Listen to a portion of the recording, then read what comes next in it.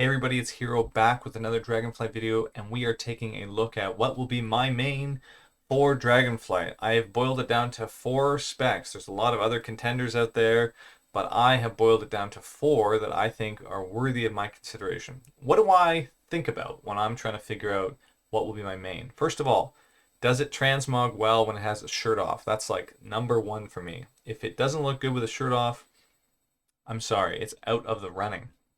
Number two, gameplay loop. Is it enjoyable? Either the single target and AoE DPS for our DPSers, the healing rotations. Is there something that's really catching my attention in the actual gameplay loop that I'm doing? And third, it'd be like, is there opportunity for other kinds of exploration, for enjoyment, for continued learning, these kinds of things that keep you engaged with the game? Those are the 3 things that I look for when I'm looking at a spec, and we're going to work our way through these 4. We have Arms Warrior, Demonology, Sub Rogue, and Restoration Shaman. Those are the 4 that made the list, and we're going to work our way backwards. So from slot number 4 up to my main, beginning with the Demo Warlock. Now, guys, Demo is a blast to play right now.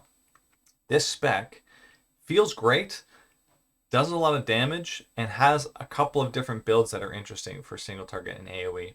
This one, I'm not even using Implosion. Can you imagine that? I'm not using Implosion on AoE. That's because Brad, our Felguard, and his friend Chad are just dominating. And I don't know if this will get tuned down, but the idea of indexing into cool Felguard stuff with his little Felguard axe toss that he does, and then he's just in there pummeling, I think that's really cool. I'm enjoying instant cast, Hand of Gul'dan interactions. I really enjoy the doggos and how you can index into their damage. The talent tree seems very smooth. I've played a lot of Warlock though, and that's part of the reason why this is coming down. Warlock has been main spec for me for some time, and Demo has not always been the spec I've enjoyed the most. I've played a lot of Destro. My heart really is with Affliction to make it work, but both Affliction and Destro right now are not grabbing my attention. I don't know why it is. I guess I was hoping for some like Shadow Bolt build where I could go back to the old BC days and just fire gigantic Shadow Bolts or something. But it hasn't come about, so I have to put this in slot number 4. I don't know if I'll pick this up as an alt, but I really enjoyed Demo Lock, and I think you will too if you try it out. So, see you later, Warlock. Next in line, this was a tough one. It's our Resto Shaman. So, this is the one healer on my list, and this is the healer that I found the most interesting in all the testing I did. Specifically, that there were builds that I found for Resto Shaman that gave me that feeling of payoff, that feeling that I found something. There's a connection I'm making. Nobody else has really thought about this idea, and that was Riptide and totems, things like projection coming back, things like recall and creation, giving you access to more totems. I don't mean that I'm the person that discovered this. I just mean that in my own personal gameplay, I found a build that seemed to work really well. And this is probably a spec I will alt because I tend to play a healer at some point in the expansion, and this is the one that grabbed my attention. So for that reason, Resto Shaman is in 3rd place. Good old Resto, saving people. I just love that it can bring people right from the grave. Mastery is so fun in this game. But unfortunately, down to our top 2, Arms Warrior and Sub Rogue. And sadly, it's really sad to say this, but Arms Warrior is number 2. That is because it just hasn't turned the corner for me yet, guys. This spec had everything going for it. They brought its APM up so that it's kind of commensurate with what Fury Warrior felt like at the beginning of Shadowlands. In Dragonflight, it's going to have lots of rage intake.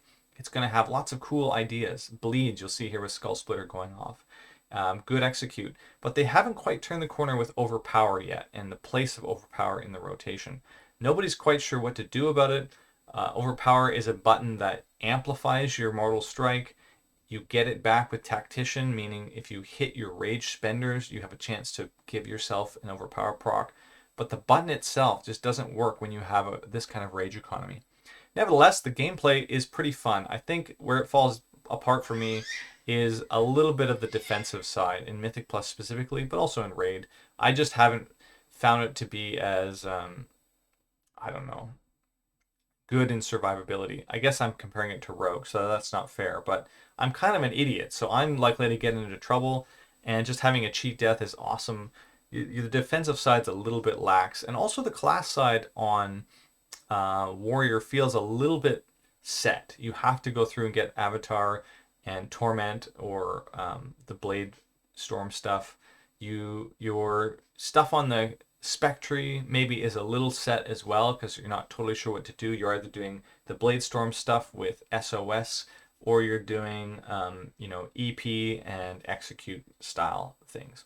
I have really enjoyed SKS, that is Skull Splitter. I have really enjoyed Bleeds and that kind of gameplay, which you can see here, but the spec didn't quite rise to my level of interest compared to the Sub-Rogue. That puts us into Rogue territory. Now, I haven't been back to Rogue in a long time, and I'm enjoying it. I find Sub-Rogue is awesome. Both the single target rotations that I'm exploring, as well as the AoE, it's nice and clean, and you can add on top of it. So you've got your basic idea of one button to build combo points, and one button with black powder to spend them in AoE. It's so nice because I feel like I can actually make use of the utility side of Rogue. Things like cheap shots and things like kidney shots, things like stepping to interrupt, things like blind and sap, and all of the kind of fun stuff that give you that flavor as a rogue.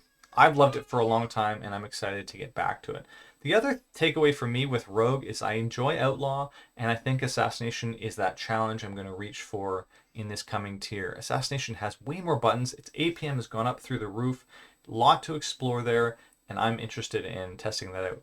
For me, Fury, Enhancement, Affliction, Ellie, Destro, these didn't quite rise to the occasion, and I found I really enjoyed Outlaw, and Assassination is fun too. So that's why I've picked Rogue. I'm excited to get back to it, and yeah, I'm just looking forward to being a roguey rogue all over again. This class, guys, for me is the first class I ever chose when I started the game, and it's nice to kind of be able to get back to it, to check out all that fun flavor. I think I'm likely going to be a little more casual overall in the game anyways, so it's just a fun class to enjoy in that regard. Thanks very much. Let me know what your mains are, guys. Have you decided? Has anyone picked their main? Are you still undecided? Can we help you think through that? It's really been a fun testing round for me in Dragonflight, and the expansion is going to be opening soon. This has actually been the best kind of testing I've ever done. Got to test as many things as I could pretty extensively in all kinds of content, Raid, Mythic Plus at the highest levels. So I feel like this is a great choice, and I've enjoyed the process. Thanks very much for watching. Let me know what you guys think, and we'll catch you again next time.